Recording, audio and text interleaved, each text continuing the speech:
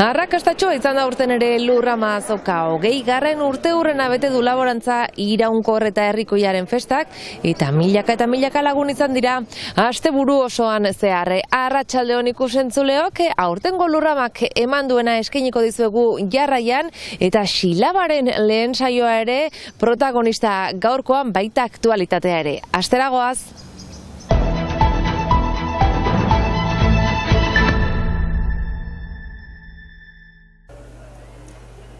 Amaitu da aurtengo Lurrama laborantza Iraunkorra eta Herrikoiaren urteko topaketak garrantzitsuenak aurten gainera 20. edizioa bete du, eta urteurrena ospatzeko Euskal Herri osoko sormarkak gonbidatu dituzte.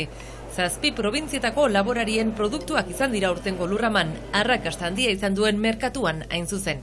20. urtekari 7 lujaldeak batzia asteburuntan hemen simbolikotik badu, baina egia da giro goxuago bat edo giro eskualdun edo laborari nekazari giro polit bat sortzen duela, eta ordean bada eskaintzan hainiztasun edera, eta bada ere erosle, publikoa etorri da ere merkatura. Gu lotura atxikitzeko eta maite dugun gizarte horretan erakusteko gure lekoa badugula ono ere.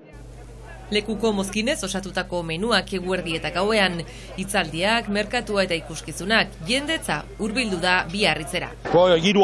Giro zanoa, alde guztitako jendia bada, egun goxo bat topazten do. Dute aerosia da, beraz, erosketak egiten hasiak iraia da nik bai.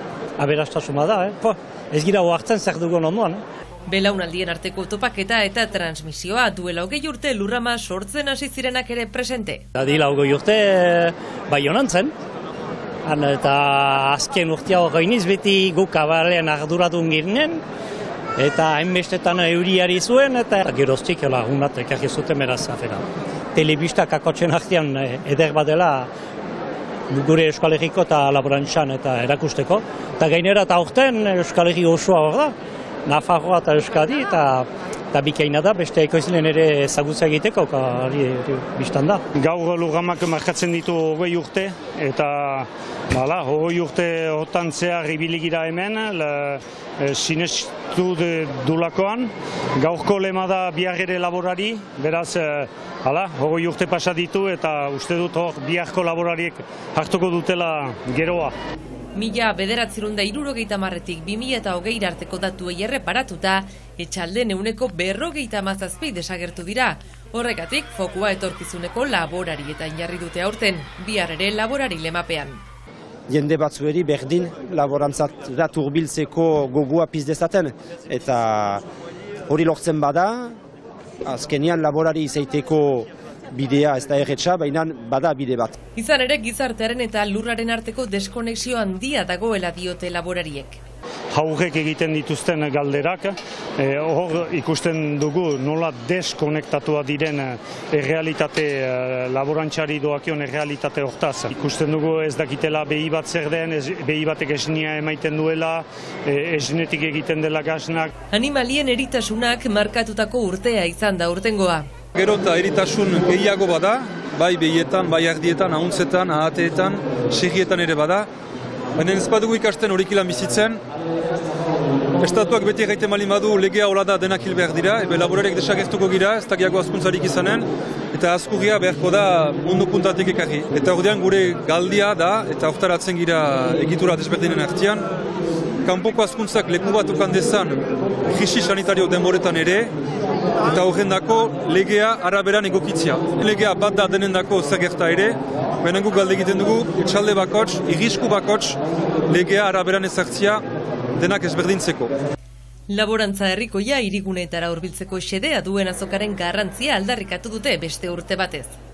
Oso importanta zauku, azkenean zenta ez da aukera initz ere, laborantza gaia plaza edo gertakari nagusi baten erdian izaitia, eta ikusiz ere nola ipatzen dugun, eta gazteria ikustean eta hemen den energia horrek pusatzen gaitu hautatu dugun bidean sinesten eta txikitzen. 20. edizioa bizekia arrakastatxua beste behin biarritzen, milaka eta milaka lagun batuz.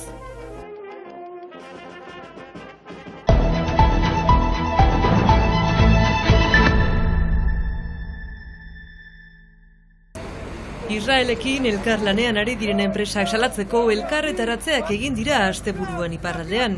Besteak beste, Burger King, McDonald's eta Carrefour bezalako multinazionalen aitzinean, baina baita tokiko enpresetan ere, tartean, aierran bildu dira lauak enpresaren aitzinean eta bildozen etxe sekuritaren aitzinean. Armagintza eta gero badira industria batzuk internazionalak direnak eta merkatua globala eta kapitalista denez denetan, bai noski badira ere filial batzuk Euskal Herrian direnak ere, eta denak seinalatu behar ditugunak eta boikotatu behar.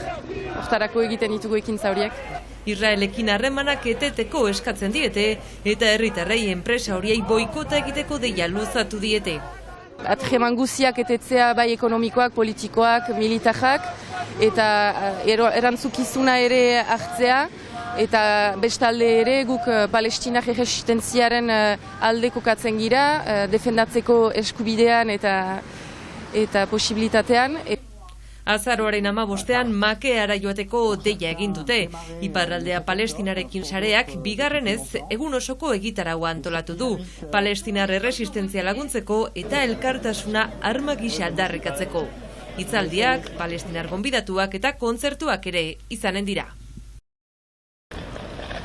Tren zerbitzurik ez Baiona eta Hendai artean egunotan, biarritzeko lanak direla eta azaroaren 11 bitartean 40 tren inguru ezeztatu dira eta autobusak jarri dituzte erabiltzaileentzat tarte hori egiteko.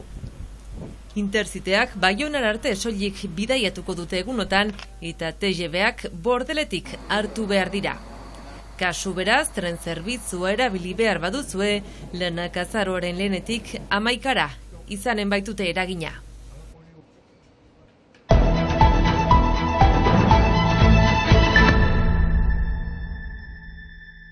Plazako giro pixkat zugan utziz beti. Abiatu da Xilaba iparraldeko bertso txapelketa nagusia. 24 bertsolarik hartuko dute parte eta lehen fase honetan 4 saio izanen dira. Maiane Txoperena izan da lehen saioaren garailea. Arretxera joanen da, bertze guziak bezala. Txoperenarekin batera, Oier Urreizti, Aitor Xavier, Elisabet Etxandi, Neias Asko eta Carlos Aizpurua izan dira buruz buru. Elisabet eta Naia lehenaldiko zaritu dira Xilaban. Ahtatu behar bazitut bihar doble pagat. Beste batzuek ordea esperientzia handia dute jada txapelketa honetan. Oilarraba naiz baina jadanik, kukurustik ez duena. Altaenekin egiten alda, oilo saldarik onena. Jende zeleko bidarteko antzokia publikoa gogotxu Xalbat Alzugaraik jarritako gaien herrimekin gozatzen. Biak gazara joaiteko deituak izan dira. Haien lehen biziko eguna bukatu dute eta parez pare afaltzen ari dira isilik. Ta oartu naiz ezin ginuela, gehiago begirik etxi. Genozidio gerrena, ze okerrena pentsatuta ere, inoiz ez da okerrena. Txoperena 340 punturekin zuzenean sailkatu da bigarren fasera, beste bertsolariek aldiz, lehen fase osoa bukatu arte zain egon beharko dute, sailkatzerik duten edo ez jakiteko. Heldu den larunbatean, Domintzainen jokatuko da bigarren saioa. Lehen saioko irabazelaren bertsoekin amaituko dugu gaurko saioa ikusentzuleok, bihar ez dugu saiorik izanen jaieguna baita, beraz asteazkenera arte. Ze zortea gaurkoan euskaraz da dena, abitu da trena gure berso dema. Uztartu nahian leia itzata sormena, abitu da trena gure berso dema, sufrimendua